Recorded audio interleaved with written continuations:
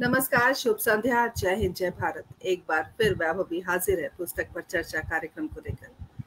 दोस्तों, बहुत समय हो गया और व्यस्तता कहिए या थोड़ी लापरवाही भी कह सकते हैं, पुस्तक पे चर्चा का कार्यक्रम हमने थोड़ा स्थगित किया था। शायद थोड़ी तबीयत खराब थी, बहुत कुछ थोड़ा समाया हुआ है इसमें, लेकिन फाइनली आखिरी बात पर अगर हम आए तो हम पुस्तक पर चर्चा लेकर आए हैं आज। हर बार हम नई पुस्तकों के बारे में हमने बात की। हमने डॉक्टर नीलम वर्मा की पुस्तक पे बात की, हमने डॉक्टर आरती कुमारी की पुस्तक पे बात की, डॉक्टर रीता नामदेव की पुस्तक पे बात की, और भी इतने सारे नाम हैं, शायद मुझे इस वक्त याद नहीं आ रहे हैं। तमाम लोगों के पुस्तकों की चर्चा हमने की यहाँ पर, और आज जिस पुस्तक के बारे में बात करने जा रहे हैं वो पुस्तक का नाम है हासिल। आपको जरूर उल्टा दिख रहा होगा। ये प्रोफेसर पवन माथुर जी की पुस्तक है हासिल, और इस हासिल पर हम आज चर्चा करेंगे। और इस पुस्तक की चर्चा के लिए दो प्रकांड विद्वान, विदुषी महिलाएं, मैं ये कह सकती हूँ, हमारे स्टूडियो में मौजूद हैं। और उनका छोटा सा विस्तृत परिचय तो है, लेकिन मुझे मेरी समय की थोड़ी सी मर्यादा है, तो छोटा सा परिचय उनका दूंगी। लेकिन वाकई वो बहुत विशाल परिचय की मैं क्या कहूँ, कभी कभी ऐसा होता है वैभवी के पास शब्द कम हो जाते हैं, तो भावनाओं को समझिए, शब्दों पर मत जाइए। हमारे साथ आदरणीय नासिरा शर्मा जी स्टूडियो में मौजूद हैं, जो इस पुस्तक के ऊपर बात करेंगी। हमारे साथ आदरणीय अलका सिन्हा जी मौजूद हैं, जो दोनों अपने आप में किसी भी परिचय की मोहताज नहीं है। इतना बड़ा, इतना विस्तृत परिचय उनका है, और साहित्य के क्षेत्र में इन्होंने इतना बड़ा योगदान दिया है और आने वाली पीढ़ी को सहेजने का काम किया है। और प्रोफेसर पवन माथुर जी की जो पुस्तक है हासिल, बहुत प्यारी पुस्तक है। उस पुस्तक के बारे में भी हम बात करेंगे। कई बार कहानियों को जब हम, चूंकि दोनों कथाकार हैं यहाँ पर, नासिरा जी और अलका जी कथाकार यहाँ पर मौजूद हैं, और किसी की कहानी का जब कहानी के ऊपर हम चर्चा करते हैं तो एक जिम्मेदारी भी होती है, और बहुत कुछ रोचक होना भी बहुत ज़रूरी होता है। तो पवन जी की पुस्तक के बारे में अगर मैं कुछ कहूँ, मुझे लगता है कि थोड़ी जल्दबाजी होगी, क्योंकि हम उन महान हस्तियों को सुनने के लिए यहाँ बैठे हैं। लेकिन अगर मैं थोड़ी सी चर्चा करना चाहूँ तो एक ऐसी पुस्तक है, एक ऐसी 11 कहानियों का एक संग्रह है, जिसमें आपको जीवन के उन तमाम पहलुओं पर और तमाम जो संघर्ष है या जीवन के जो उतार चढ़ाव है, उन सब को बहुत बारीकी से समझने का मौका मिलेगा। और आदरणीय नासिरा जी का परिचय देती हूँ, क्योंकि अब समय हो चला है कि उन्हें हम आमंत्रित करें, उन्हें अपने स्टूडियो के। नासिरा शर्मा जी का परिचय इतना बड़ा है दोस्तों, मैं क्या बताऊं, लेकिन कोशिश करती हूँ कि मैं छोटा करके बताऊं। 1948 में इलाहाबाद में जन्मी है। इन्होंने फारसी भाषा और साहित्य में एमए किया है। हिंदी, उर्दू, अंग्रेजी, फारसी एवं पश्तो भाषाओं पर इनकी गहरी पकड़ है, अब आप समझ सकते हैं। और एक बात अनाउंस कर रही हूँ, नासिरा जी को शायद बिना बताए बहुत जल्द आप किरदार जिंदगी में उन्हें देखेंगे जी।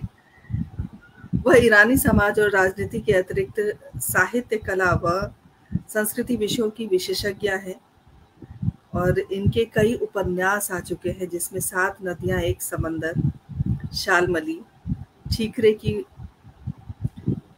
की मंगनी, जिंदा मुहावरे, अक्षयवट, पुइया जान, जीरो रोड, पारिजात, ये तमाम जो नाम है, ये सब उपन्यास के नाम है। आप समझ सकते हैं, एक उपन्यास लिखना, और इतने सारे उपन्यास लिखना तो कोई छोटा व्यक्तित्व तो बिल्कुल नहीं है। कोशिश करती हूँ कि उनका परिचय मैं थोड़ा सा छोटा दूं, क्योंकि बाकी चीज़ें मैं किरदार ज़िंदगी के लिए छुपा कर रखना चाहती हूँ। उसके अलावा अगर मैं उनके पुरस्कारों की बात करूं, बाकी बहुत लंबा परिचय है उनका, क्या बोलूं मैं, कभी कभी शब्द कम पड़ जाते हैं। बागमणि सम्मान लेखिका संघ जयपुर के द्वारा 2003 में इन्हें सम्मानित किया गया। इंदु शर्मा कथा सम्मान यूके से उन्होंने 2008 में प्राप्त किया है। नई धारा रचना सम्मान, मीरा स्मृति सम्मान इलाहाबाद, बाल साहित्य सम्मान खतीमा, महात्मा गांधी सम्मान हिंदी संस्थान लखनऊ यूपी के द्वारा। इतने सारे सम्मान हैं। नासिरा जी उपन्यासकार हैं, कथाकार हैं, कविताएं लिखती हैं और एक ऐसी व्यक्तित्व की धनी है जो अपनी जिजीविका को संभाले रखा है। तो चलिए, इससे ज़्यादा मैं परिचय उनका नहीं दे पाऊंगी फिलहाल। उनको हम सीधे सीधे स्टूडियो में आमंत्रित करते हैं। आदरणीय नासिरा जी, बहुत बहुत अभिनंदन करती हूँ, आपका स्वागत करती हूँ मैं इस कार्यक्रम में, और आपने अपना कीमती वक्त दिया, उसके लिए हम तहे दिल से शुक्रगुजार हैं। दूसरा परिचय हमारा आदरणीय अलका जी का है, और अलका जी का परिचय मैं क्या दूं। अलका जी सबसे पहले तो मेरी बड़ी बहन है। ये मेरा सौभाग्य है कि पुनः उन्हें पटल पर आमंत्रित करने का अवसर मिला। MBA, MA, PGDT केंद्रीय अनुवाद ब्यूरो, गृह मंत्रालय द्वारा संचालित अनुवाद प्रशिक्षण पाठ्यक्रम में रजत पदक प्राप्त आदरणीय अलका सिन्हा जी। रचना कर्म की बात करूं तो कविता संग्रह काल की कोख में मैं ही तो हूँ ये पुरस्कृत रही है, और तेरी रोशनाई होना चाहती हूँ। पुरस्कृत इनकी जो लेखनी है वो है शगुन से शब्द कुछ, और कहानी संग्रह इनकी सुरक्षित पंखों की उड़ान, मुझसे कैसा ने, खाली कुर्सी, और उपन्यास सबसे प्रसिद्ध उपन्यास इनका रहा है जीमेल एक्सप्रेस, जिसको पुरस्कृत किया गया है, और डायरी, रूहानी रात, और उसके बाद। अलका जी भी ऑल इंडिया रेडियो से जुड़ी रही। उनका कई बार उन्होंने अपने वक्तव्य में ये कहा है कि उनका एक दूसरा घर था ऑल इंडिया रेडियो, और जहाँ पर इन्होंने बहुत सारे कार्य का संपादन किया है। जब हम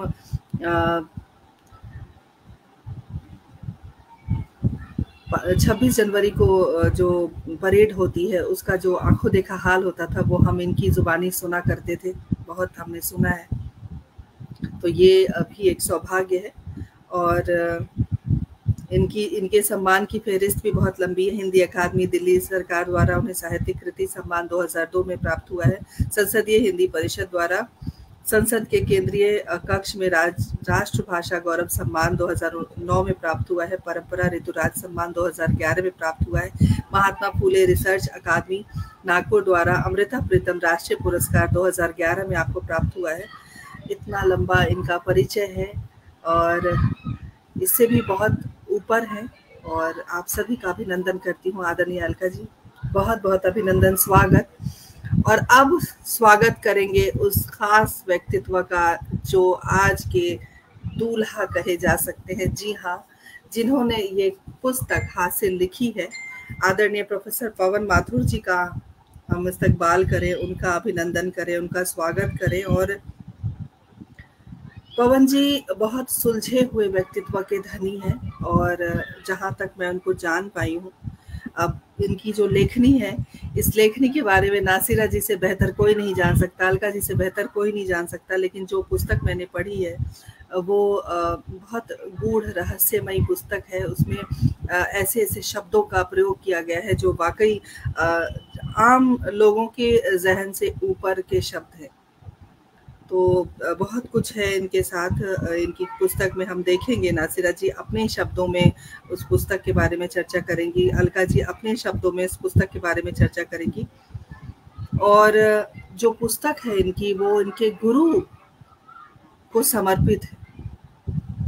तो जो शिष्य अपने गुरु को समर्पित होता है, जो शिष्य अपने गुरु की परंपरा को संभाले चलता है, निसंदेह वह शिष्य बहुत ही उज्जवल व्यक्तित्व का होता है। और मुझे लगता है गुरु शिष्य परंपरा को आगे बढ़ाने का जो पवन जी ने काम किया है वो बहुत ही सराहनीय है। दिल्ली विश्वविद्यालय में रसायन शास्त्र में आपने MSc तथा PhD की उपाधि के बाद प्रसिद्ध प्रिंसटन विश्वविद्यालय संयुक्त राज्य अमेरिका में कुछ वर्षों तक अपने शोध का कार्य भी किया है। आपकी बहुत सारी पुस्तकें आ चुकी हैं जो कि साहित्य और संवेदना की विरासत को समेटे और सहेजे हुए है। आपकी कविता संग्रह आई है शब्द है मेरे पास, शब्द बीज कविता कहानी आलोचना का सम्मिलित संग्रह 2007 में ये आई है। उसके अलावा 1971 में मुट्ठियों में बंद आकार ये समीकरण है, सहयोगी कहानी संग्रह 1972 में आई है। मतलब आप समझ सकते हैं जब मैं पैदा भी नहीं हुई थी तब से आप सभी जो हमारे पटल पर शोभायमान है 3 महारथी जिनको पवन जी को मैं आमंत्रित करती हूँ, जब मैं पैदा भी नहीं हुई थी तब से आपकी लेखनी चल रही है और आने वाली पीढ़ी को बहुत कुछ सौंपेंगी आप, बहुत कुछ हम ग्रहण कर पाएंगे। आप सभी का अभिनंदन करती हूँ, स्वागत करती हूँ। और आज हम बात करेंगे पुस्तक हासिल के ऊपर। सबसे पहले मैं आदरणीय अलका सिन्हा जी से गुजारिश करूंगी कि इस पुस्तक के बारे में, क्योंकि चूंकि 11 कहानियां हैं और जो शब्द हैं पवन जी के, वो शब्द अमूमन या तो साहित्यकार के दिमाग में वो सब शब्द आएंगे या जो कहानियों से या साहित्य से जो जिनका वास्ता रहता है वैसे शब्द हैं। और कहानी जो है वो कोरी कल्पना नहीं है, वो कहीं ना कहीं जीवंत है वो सारी चीजें। तो आपके विचार से, क्योंकि जब हम वक्ता के रूप में आपको आमंत्रित करते हैं पुस्तक पे चर्चा के लिए खासकर, तो कहीं ना कहीं आप पाठक भी होते हैं, आपने उसको पढ़ा है, आपने उसको जिया है, तब आप यहाँ पर चर्चा के लिए आ रहे हैं। तो एक पाठक होने के नाते जब आपके हाथ ये पुस्तक आई हासिल, क्योंकि जो पहली कहानी है हासिल वो एक औरत के जद्दोजहद की कहानी है, कैसे वो अपने अस्तित्व को टटोलती है, कैसे अपने अस्तित्व को ढूंढती है अपने ही घर में। वो हर चीज के लिए उसे लगता है क्या ये मेरा है, क्या ये मेरा है, मैंने पूरा जीवन लगा दिया लेकिन अपनी अपने होने की स्वयं की चीजें कहाँ हैं वो टटोलती है, जहां तक मैं समझ पाई हूँ। तो अलका जी, क्या लगता है आपको इस पुस्तक के बारे में, क्या कहेंगी? उससे पहले जरा पटल के उस पार नजर दौड़ाई जाए। आदरणीय सुरेंद्र शर्मा सागर जी हमारे साथ जुड़ गए हैं, जो हमारे पटल के मुख्य सलाहकार हैं। बहुत बहुत स्वागत, अभिनंदन।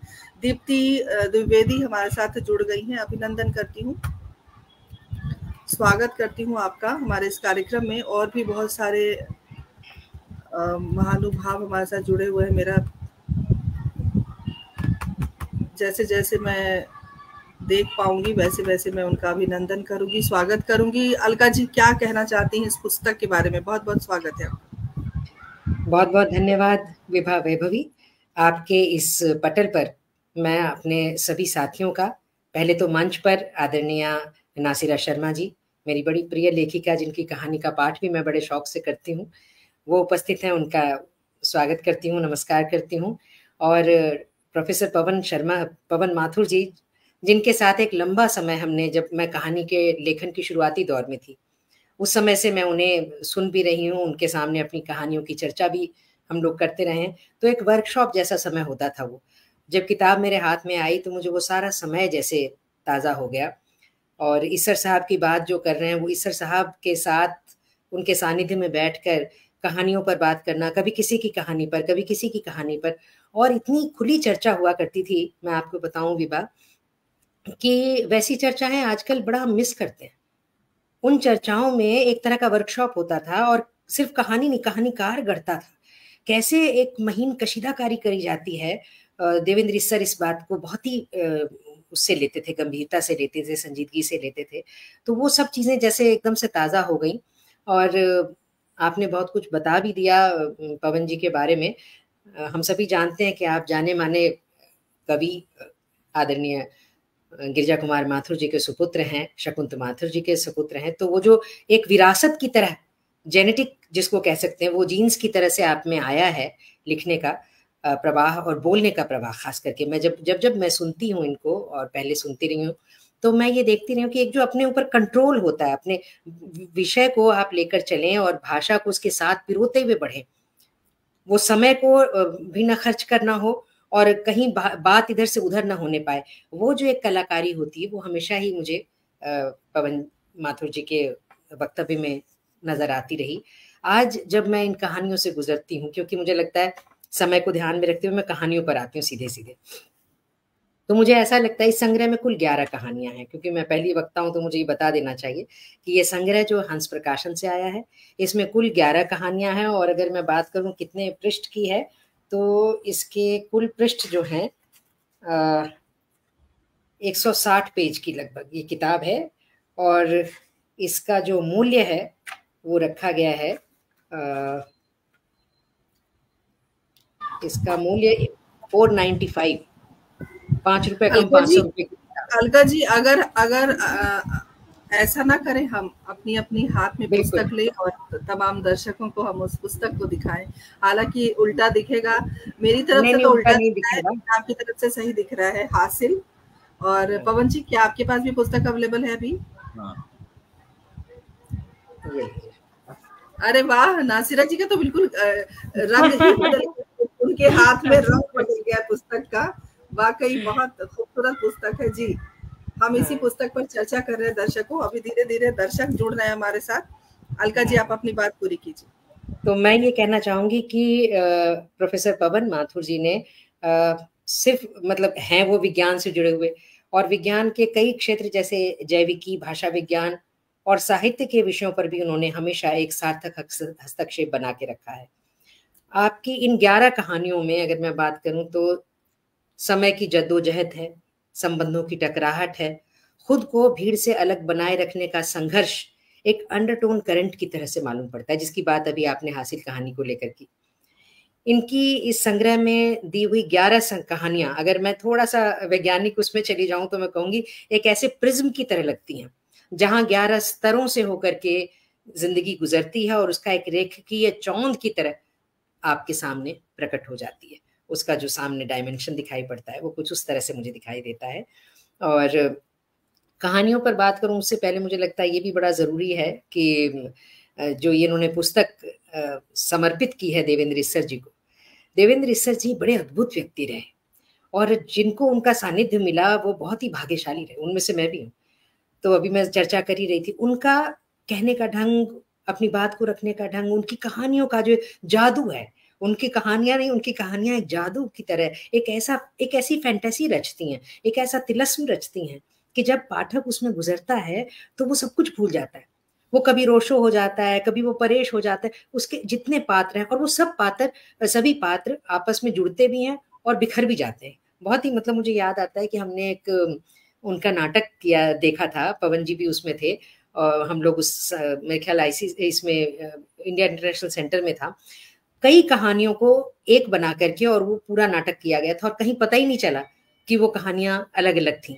तो एक अलग मतलब एब्सर्ड सी कहानियां, और उसके अंदर से ये चीज जो निकल करके आती है वो मुझे खास तौर पे बड़ी प्रभावित करती रही, और हम सबको ही करती रही। वो एक अलग ही जादू रहा है उनकी कहानियों में। और मजे की बात यह भी कि उनकी कहानियां सबके बस की बात नहीं थी। उनकी कहानियां को पचा पाना, उसको समझ पाना, इसके लिए पाठक को भी एक खास स्तर तक आने की जरूरत होती थी, और वो कभी भी इससे समझौता नहीं करना चाहते थे। तो इसलिए जब हम उनके साथ बैठते थे और उनको सुनते थे तो एक अलग तरह का जादू भी हमारे सर चढ़कर बोलता था।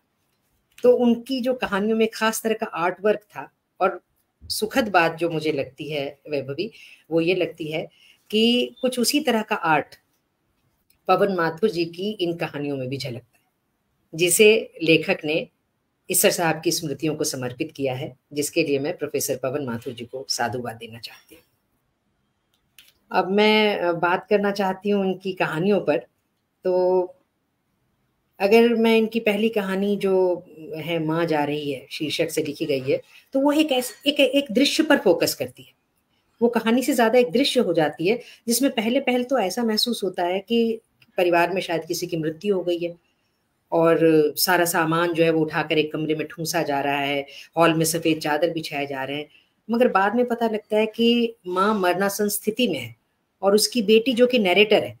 मुझे ये भी समझने में थोड़ा समय लगा, और मैंने दोबारा पढ़ा उस कहानी को कि वो कौन, क्योंकि मुझे लग रहा था कि पवन जी अपनी तरफ से लिख रहे होंगे तो एक पुरुष नैरेटर होगा, लेकिन वो एक स्त्री नैरेटर है जो अपनी बात करती है, और वो क्षमा चाहती है, अपनी माँ से क्षमा याचना कर रही है, उस माँ से जो कभी भी जा सकती है।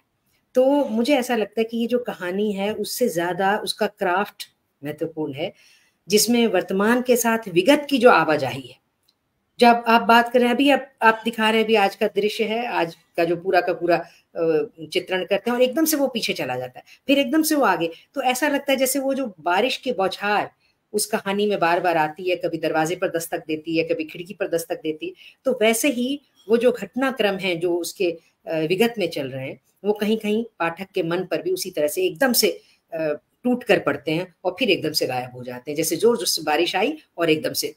तो ऐसा लगता है जैसे कई खंडित बिंबों का कोलाज एकदम से बना और फिर एकदम से घुप अंधेरे में गुम हो गया। तो ये मतलब मुझे इस कहानी को पढ़ते हुए जो महसूस हुआ, कहानी जो है ना वो असल में अनुभव की एक अनुभूति है। उसको आप कहानी को अगर कहें कि वो कहाँ शुरू हुई कहाँ खत्म हुई, तो वो उस पर बात करने में मजा नहीं आएगा। मजा आएगा कि वो आपके भीतर कैसे जज्ब होती जा रही है, आप उसको कैसे एंजॉय कर रहे हैं, कैसे रिसीव कर रहे हैं। तो अगर मैं उसी तरह से बात करती हूँ, हासिल कहानी की बात अभी आप भी कर रही थी, तो हासिल कहानी में प्रिया नाम की जो किरदार है, वो एक किरदार नहीं है, वो उन तमाम स्त्रियों का प्रतिनिधित्व करती है जो समर्पित बेटी बनना चाहती हैं, पत्नी होना चाहती हैं, माँ होना चाहती हैं और उसके लिए अपना पूरा जीवन दांव पर लगा देती हैं। अपना समय, अपनी खुशी, अपने सपने, अपनी महत्वाकांक्षा सब कुछ दांव पर लगा देती हैं। मगर देखिए कि कैसा विरोधाभास है कि जिस घर को वो हासिल करना चाहती है, जिसके लिए उस पूरे परिवार को जो वो अपना बनाना चाहती है, उसे हासिल क्या होता है?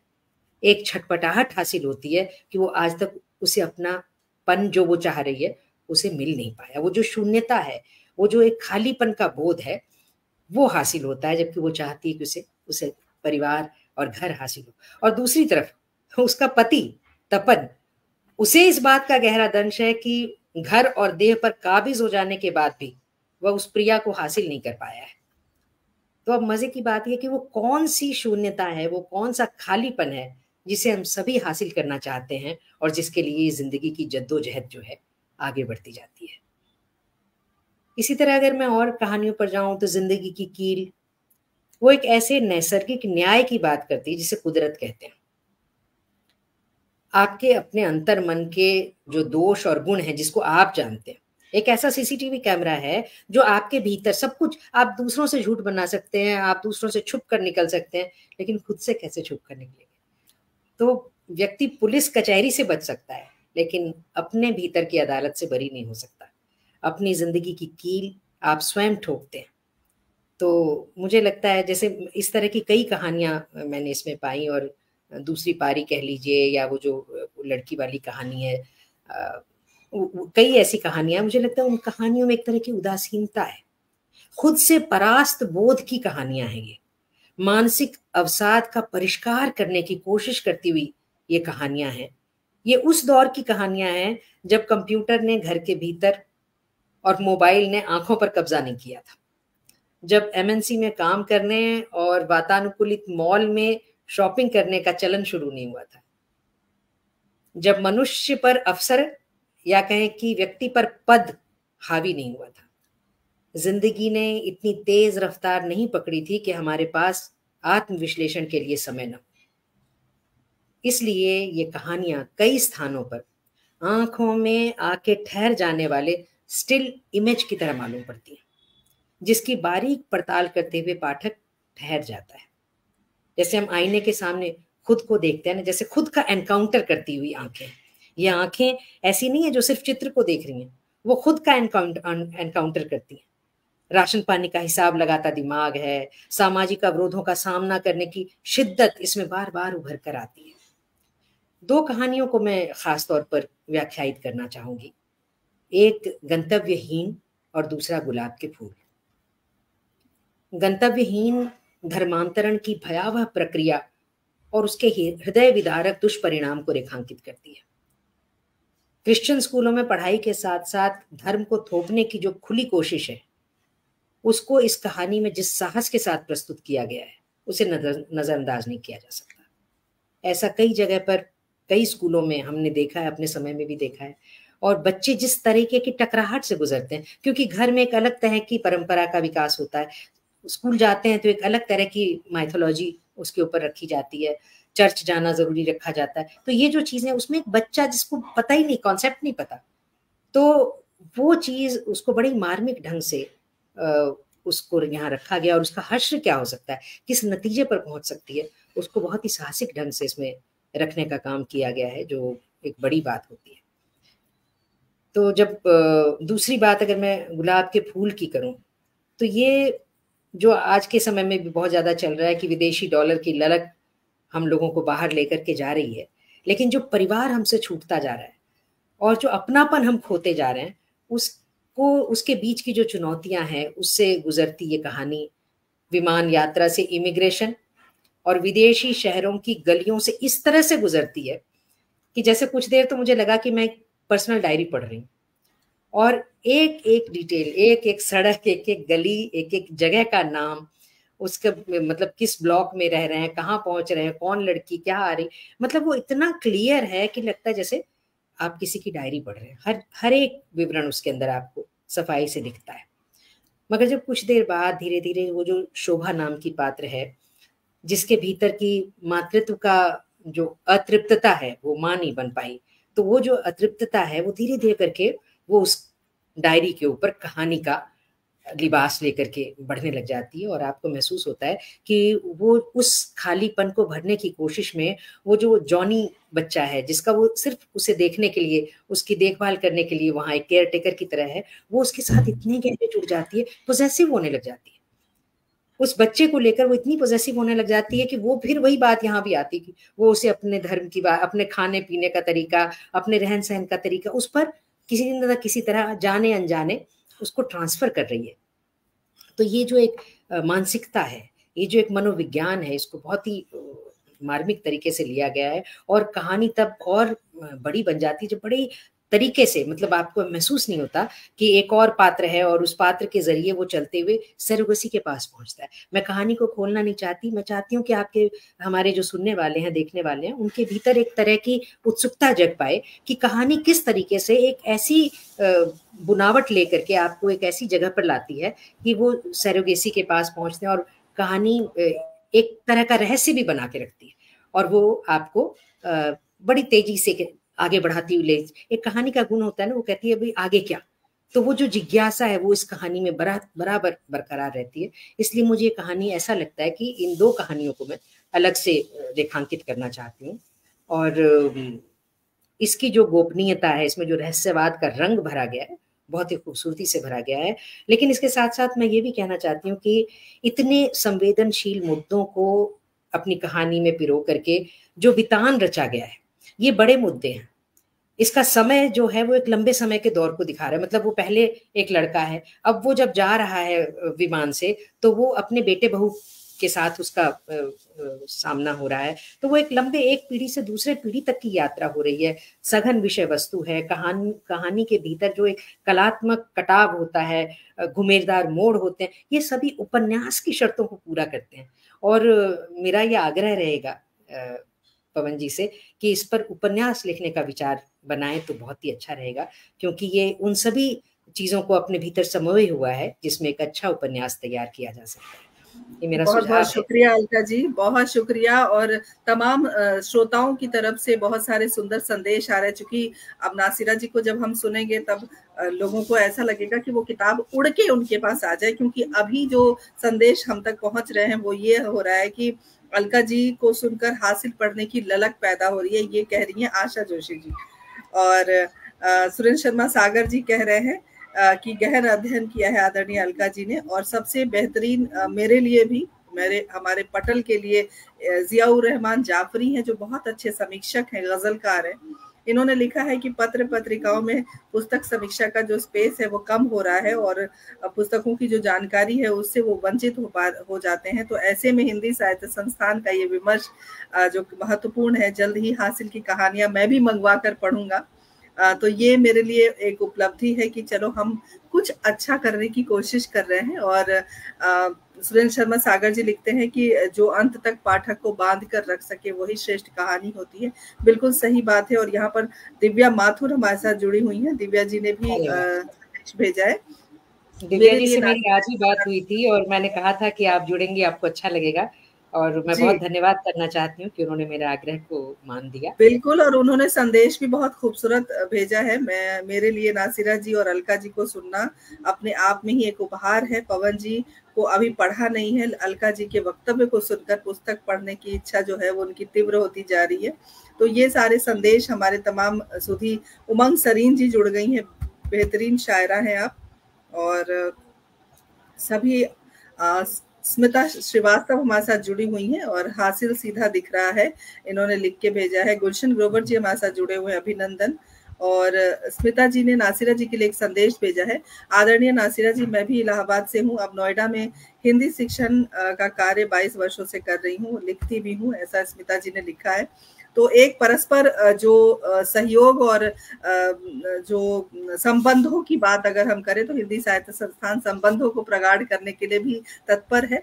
अलका जी, बहुत सुंदर आपकी समीक्षा रही और वाकई गहन अध्ययन आपने किया है, जो सारी बातें सामने आई हैं। अब मैं आदरणीय नासिरा शर्मा जी से निवेदन करूंगी कि आप अपने पॉइंट ऑफ व्यू रखिए, अपनी जो आपने पुस्तक को अपने नजरिए से जो पढ़ा है, जो गढ़ा है, हम चाहेंगे कि हमारे दर्शकों से आप साझा करें।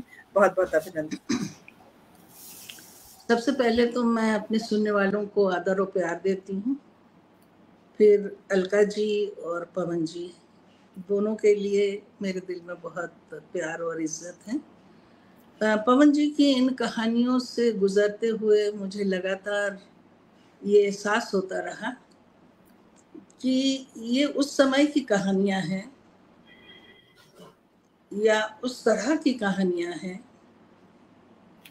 जब इंसान के अंदर की इंसानियत बाकी थी। और दूसरे शब्दों में कहूँगी कि एक टीसन की कहानी है, कसक की कहानी है। जो उनके पात्र होते हैं वो कहीं ना कहीं टीसते रहते हैं।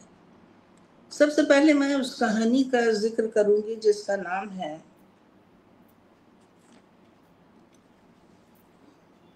देखिए जिसका नाम है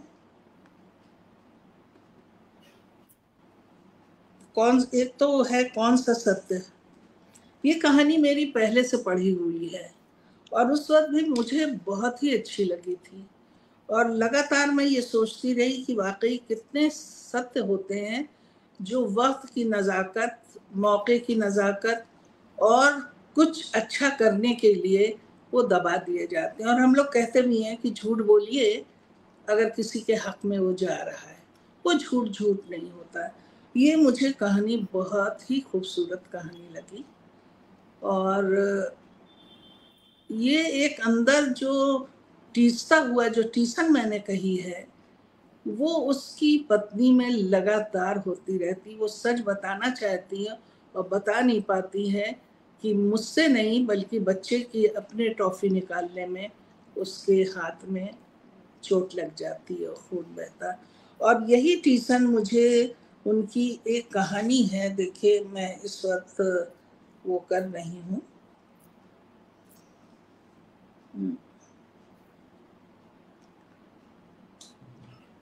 मैं थोड़ा देर ले रही हूँ इसमें। कोई बात नहीं, तफ्तीश भी कहानी है।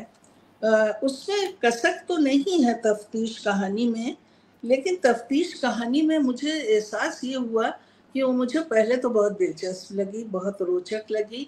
और जिस तरह से पवन अपने कलम को लेके चल रहे थे वो मुझे याद आ रहा था कि मैं बहुत ज़्यादा बचपन में जासूसी चीज़ पढ़ने की शौकीन थी, खासकर इब्ने सफ़ी को।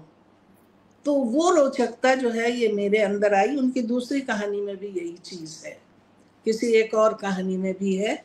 तो ये जो रोचकता है, तो पवन जी से मेरा ये सवाल है, वो बाद में जवाब देंगे, कि एक्चुअली इतना सर्च लाइट से जो वो पूरे माहौल को रचते हैं, वो तो खैर एक खूबी है कि लेखन अगर अवलोकन नहीं करेगा, गहरे उतरेगा नहीं तो लिखेगा नहीं।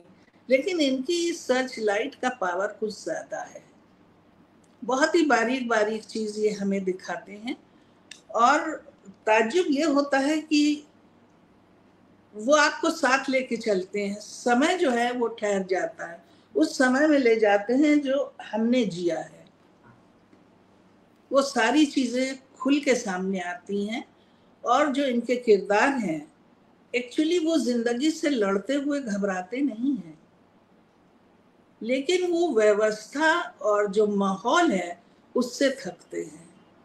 जैसे वो इंसान जो इनके किरदार में आया और पहली बार मुझे लगा कि औरत अपने दर्द की जगह मर्द पहली बार अपने दर्द का बयान कर रहा है। उसके घुटने में दर्द है, बीवी की वो पासबुक लेके जाता है बैंक में, और सबसे ज़्यादा अफसोसनाक चीज़ वो लगी कि जब वो हस्ताक्षर को लेके बात होने लगी, उसी वक्त किसी ने उसके सर के ऊपर से अपनी कॉपी बढ़ा दी और उनका पसीना उस हस्ताक्षर पर गिरता है और वो मिट जाता है। तो ये कहानी जो है, ये कहानी लगातार एक टकराहट बनाती है और ये टकराहट आज के दौर की सबसे बड़ी टकराहट है। कभी कभी ये मेरा अपना तजर्बा है कि क्या हम अपनी शिकायत रोज़मर्रा की जो बहुत ही बेतरतीब बदहवास ज़िंदगी है उसकी शिकायत कहाँ ले जाएं, क्योंकि शिकायत सुनने वाला कोई रह ही नहीं गया है। इतने सब हापाधापी में हैं कि किसी को ये एहसास ही नहीं है कि हम उसको थोड़ा सा वक्त दे दें जो बहुत ही परेशान है। ये कहानी जो है वो बहुत सारी यादों को भी कलेक्ट करवाती है मेरे जहन में। जैसे मैंने कहा ना कि पहले तो ये होता है कि ये मैं की शैली में लिखते हैं, तो वो आपके दिल पे असर करती है क्योंकि मैं चल रहा है, कोई थर्ड पर्सन नहीं है जिसको ये उठा रहे हैं या सेकंड पर्सन, और फिर वो मैं के उसमें वो बयान करते हैं तो दिल पे भी बहुत असर करती है। इनकी जो कहानी पहली वाली है जिसको मैं कहूँगी जो माँ के उसके ऊपर है, वो थोड़ी अलका जी ने जैसे कहा थोड़ी पेचीदा सी है, आगे पीछे तो जाती है लेकिन थोड़ा उसका समझने में मुझे भी थोड़ी सी परेशानी हुई थी। अब चूंकि अलका जी बोल चुकी हैं तो उसके ऊपर मैं सिर्फ इतना कहूँगी कि पवन जी के पास भाषा बहुत ज़बरदस्त है, उनके मुहावरे बहुत ही लाजवाब हैं और शायद वो गिरजा कुमार जी और शकुन की देन है जो उनकी भाषा में एक ख़ास तराश है और ख़ास शब्द हैं जो अब इस्तेमाल नहीं होते हैं, तो शायद नई पीढ़ी के लिए वो चीज़ें जानना मुश्किल हो। मैं क़रतुल ऐन हैदर की एक कहानी को तर्जुमा कर रही थी, उसमें 2-3 शब्द ऐसे आए जो मुझे परेशान कर रहे थे और मैंने सब उर्दू वालों से जो मेरे जानने वाले थे उनसे पूछा कि मैं यहाँ पे क्या लिखूं, तो उनका मुझे नहीं पता।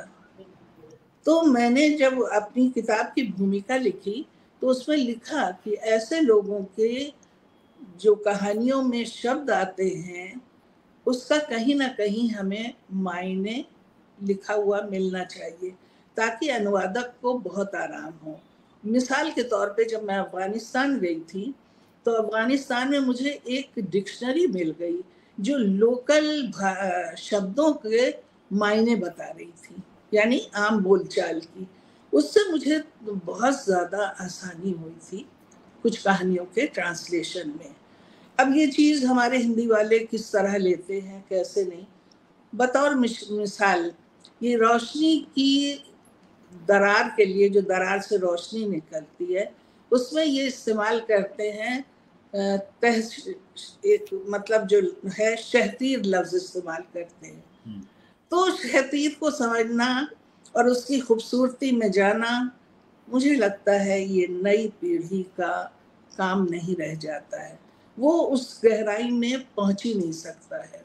और बहुत सारे इनकी पूरी कहानियों में जितनी भी कहानियां मैंने पढ़ी 11, उसमें एक और खूबी बहुत ज़बरदस्त है, वो ये है कि ये दृश्य रचते नहीं हैं, दृश्य पे जो इनका मतलब इनकी नज़रें हैं वो एक नया मौलिक मुहावरा और एक नई मौलिक अभिव्यक्ति रच देती हैं। उससे आपको बहुत ठहर ठहर के पढ़ना पड़ता है, आप यूं ही नहीं पढ़ पाते हो, गैस नहीं कर लेते कि ये कहानी कहाँ पे जाके ख़त्म होगी। अब जैसे इसका जिक्र तो हो चुका है एक और रोज़ का, जो मैं भूल गई थी उस वक्त कहना। और जिंदगी की कील है, उसमें पूरन है, पानी का हादसा है और बहुत सारी बातें हैं। तो वही बात आ जाती है कि आपकी जिंदगी में आपकी जो व्यवस्था है सरकारी या गैर सरकारी, वो आपको कुछ दे नहीं पाती, उससे आदमी लगातार टकराता रहता है और बदहवास रहता है। और ये बदहवासी जो है, इन कहानियों की बहुत बड़ी खूबसूरती है कि किरदारों में इंसानियत अभी खत्म नहीं हुई है, वो बार बार उसे उकसाती है, जिस तरह से इसमें है। ये पारी कहानी में है, रामचरण है और मीरा है। एक तरफ इंसान की कमजोरी दिखाई गई है कि उनको होश ही नहीं रहा, चाहे वो नशे का नाम हो या उनके अंदर की छुपी हुई कोई कमजोरी हो, और उसके बाद वो सुसाइड करते हैं क्योंकि वो सब झेल नहीं पाते हैं। जबकि उनकी तरक्की भी हो गई है और उनका जो ठेकेदार है वो भी कहाँ से कहाँ बिल्डर बन गया है। क्योंकि बात तो यही है कि अगर आप दुनियावी तरीके से जीते हैं तो आप तरक्की करते हैं, और अगर आप अपनी आत्मा की आवाज़ सुनते हैं और बहुत ज़्यादा आप पाप और पुण्य को देखते हैं तो फिर तो आपको पिछड़ना पड़ता ही है, और वो पिछड़े भी, उन्होंने सहा भी। यहाँ पे मैं कुछ कहूंगी इस कहानी के बारे में। गुलाब के फूल, दरअसल ये बहुत ही खूबसूरत कहानी है,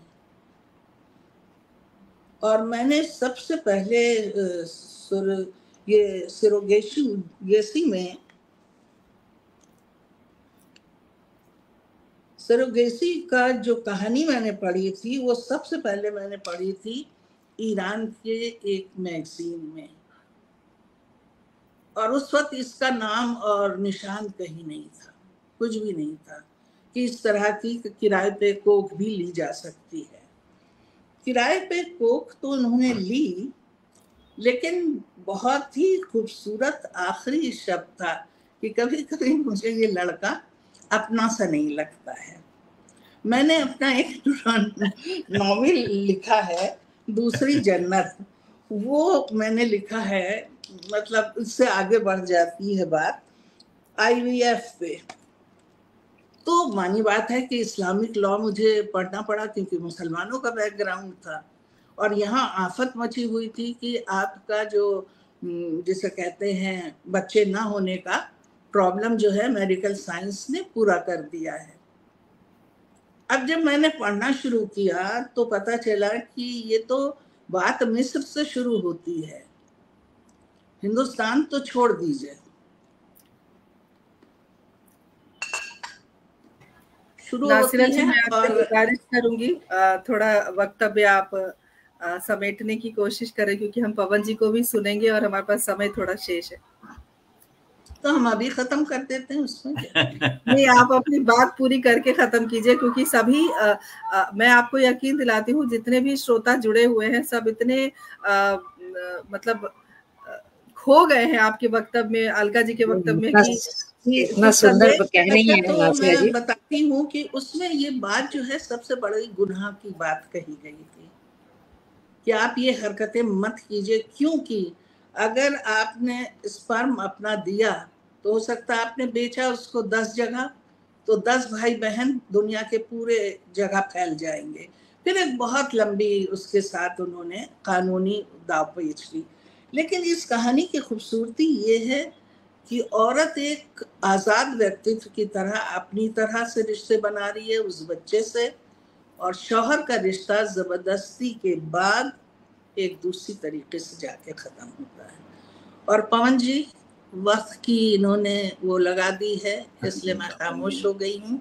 लेकिन इस्सर साहब वाली जो आपकी आखिरी कहानी है वो गज़ब की कहानी है, उसको लिखना बहुत मुश्किल था, क्योंकि इस्सर साहब को समझना, फिर उनके बाद उसके ऊपर लिखना और उनकी सारी मतलब कलात्मक कृतियों को लाना एक कहानी में, वो भी बहुत मुश्किल था।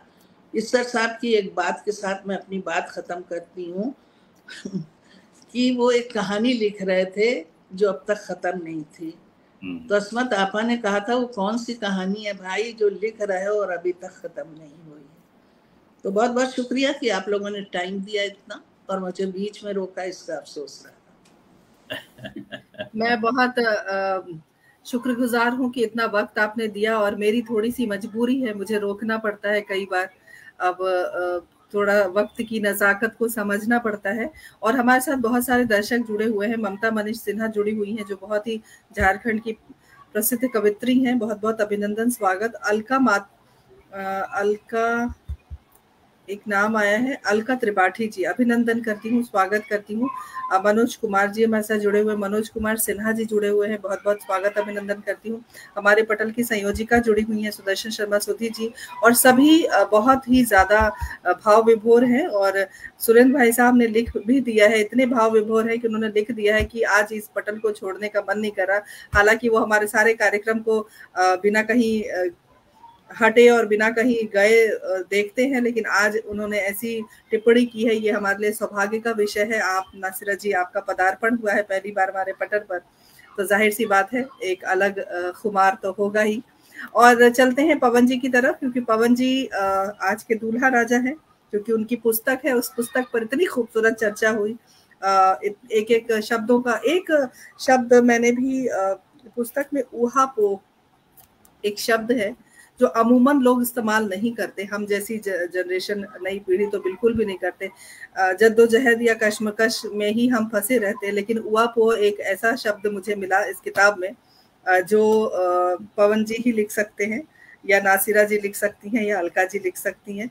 तो ऐसे बहुत सारे शब्द हैं, इस पुस्तक के माध्यम से हम नए नए शब्द भी जान सकते हैं, नए नए शब्द को अपने शब्दकोश में एकत्रित कर सकते हैं। और बहुत सारे जो रसायन, जैसे कि मैंने शुरू में कहा था, पवन जी रसायन शास्त्र के प्रोफेसर रहे हैं, और उन्होंने अभी सेवानिवृत्ति प्राप्त की है, और 20 से अधिक शोध छात्र छात्राओं ने पीएचडी की है इनकी सानिध्य में।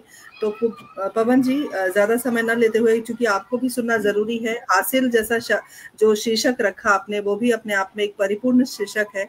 और जैसे कि एक दर्शक ने लिखा था कि जो हासिल शब्द है, आशा जोशी हमारे साथ लगातार बनी हुई है, अभिनंदन करती हूँ। तो परिपूर्ण है, एक दर्शक ने लिख के भेजा था कि हासिल शब्द बहुत बेहतर जो शीर्षक है वो है। और क्या कुछ हासिल किया आपने इस पुस्तक के माध्यम से, क्या कुछ हासिल करना बाकी है आपका, और पाठक को क्या सोचकर आपने ये पुस्तक दी। और चूंकि जैसे कि आदरणीय बता चुकी हैं कि आपके जो गुरु रहे हैं उनको आपने समर्पित की है ये किताब, तो गुरु शिष्य की जो परंपरा है उसको भी आपने आगे बढ़ाया है, आने वाली पीढ़ी को ये समझाया है गुरु की क्या महिमा होती है, गुरु का क्या हमारे जीवन में योगदान होता है, क्या महत्व होता है। तो पवन जी, सीधे सीधे चलते हैं हासिल के बारे में, आपकी क्या राय है और क्या सोचकर इस किताब की रचना हुई है। तमाम बातें आपकी जुबानी, बहुत बहुत अभिनंदन। पहले तो अलका जी और नासिरा जी का बहुत बहुत आभार कि उन्होंने इतने मनोयोग से इस पुस्तक को पढ़ा और उस पर चर्चा करी। वैभवी जी का धन्यवाद, और हिंदी साहित्य संस्थान का भी बहुत बहुत धन्यवाद कि उन्होंने इस पुस्तक को चर्चा के लिए यहाँ पर रखा पटल पर। मैं दरअसल मानता हूँ कि जब लेखक कोई कृति पब्लिश कर देता है तो वो पब्लिक डोमेन की हो जाती है, वो फिर ऑथर की नहीं रहती।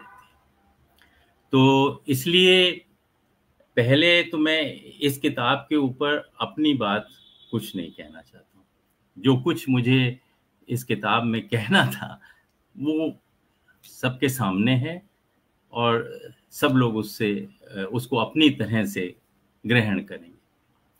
इसमें एक बात और मैं जोड़ना चाहूँगा, वो ये है कि मेरी धारणा ये है कि कृति जो है या जो टेक्स्ट है कहानी का, वो 2 बार क्रिएट होता है। एक बार वो तब क्रिएट होता है जब लेखक लिखते वक्त एक ऐसे क्रूशियल मोड़ पर पहुंचता है जहां जो लेखक है उसका कंट्रोल कम हो जाता है और पात्र कहानी लिखने लगते हैं। अगर वहां पर आप पहुंचते हैं तो जब पात्र ज्यादा मजबूत हो जाते हैं लेखक से और वो अपनी कहानी आगे बढ़ाते हैं,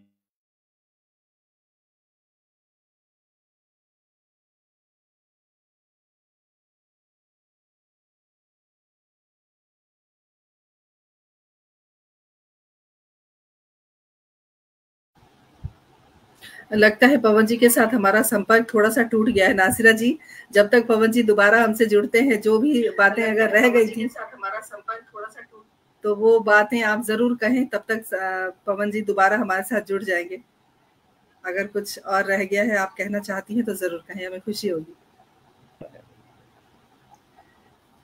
आगे। हासिल जितनी भी कहानियां हैं, मैं समझता हूं कि मुझे लगता है कि वो सिर्फ मैंने ही क्रिएट नहीं करी हैं, वो क्रिएट कहीं कहीं पात्रों ने भी करी हैं जो उसमें आए हैं, और ज्यादातर उस कहानी को कुछ पाठकों ने भी क्रिएट किया है।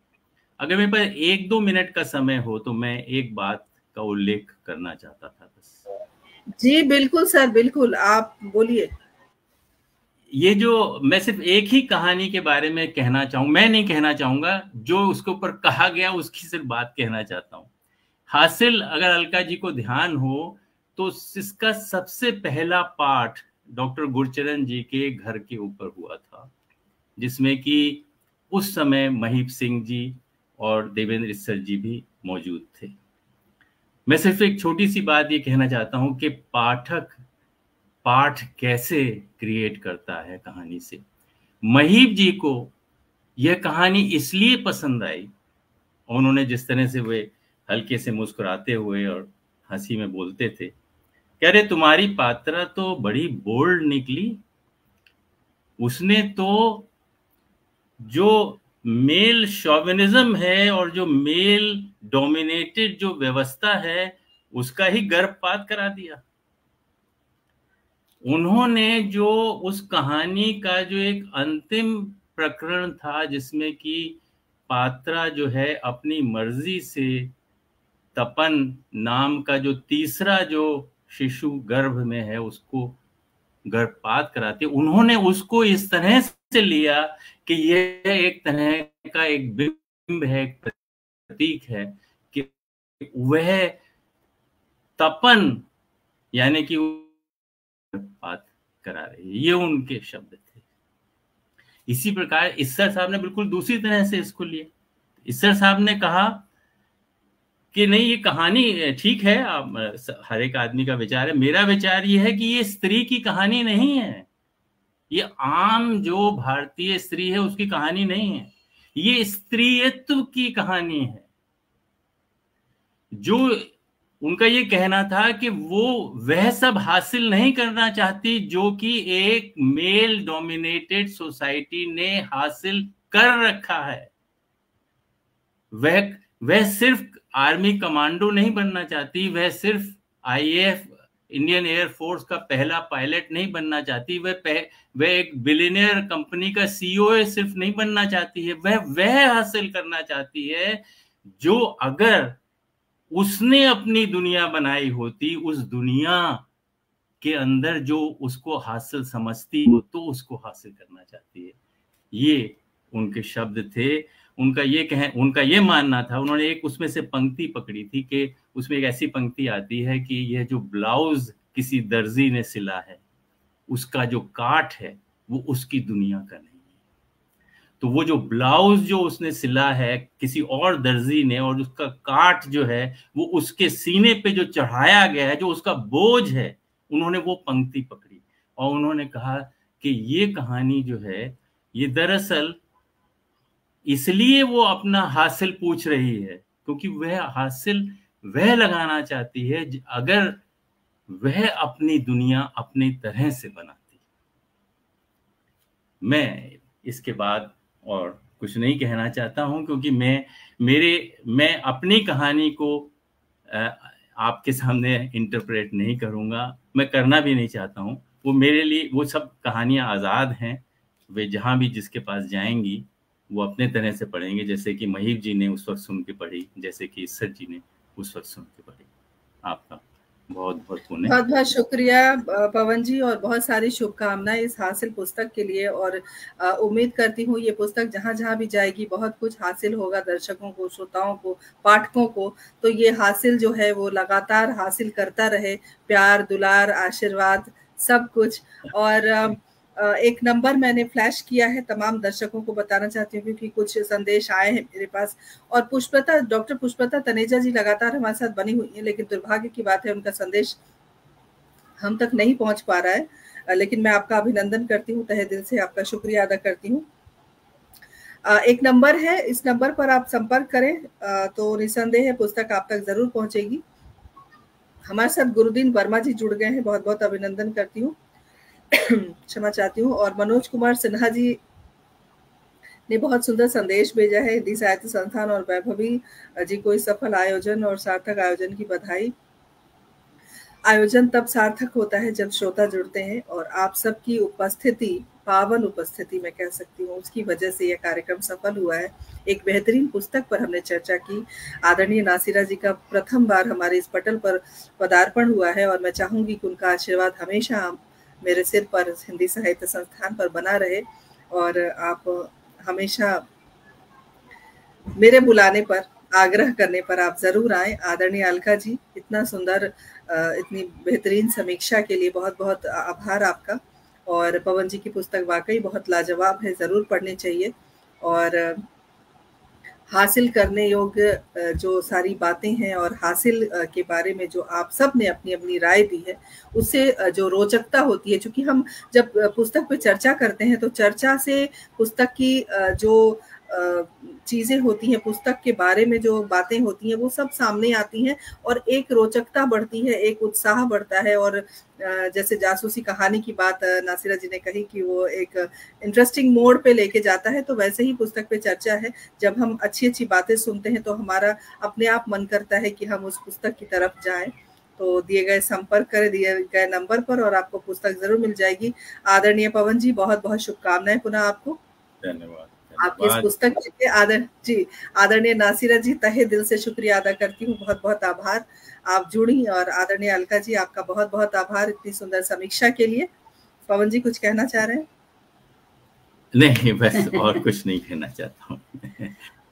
तमाम सुधी श्रोताओं का विशेष आभार, क्योंकि आप हैं तो हम हैं, आपकी वजह से ही हमारा ये कार्यक्रम इतने दिनों से लगातार चल रहा है। कल किरदार जिंदगी में शाम 7 बजे जरूर हमारे साथ जुड़िए, एक बेहतरीन शख्सियत से आपकी मुलाकात होगी। और पुनः आप सभी का आभार करती हूँ। अगली बार किसी नए पुस्तक पे हम चर्चा करेंगे, तब तक के लिए आगे दीजिए। शुभ संध्या, जय हिंद, जय भारत। नमस्कार।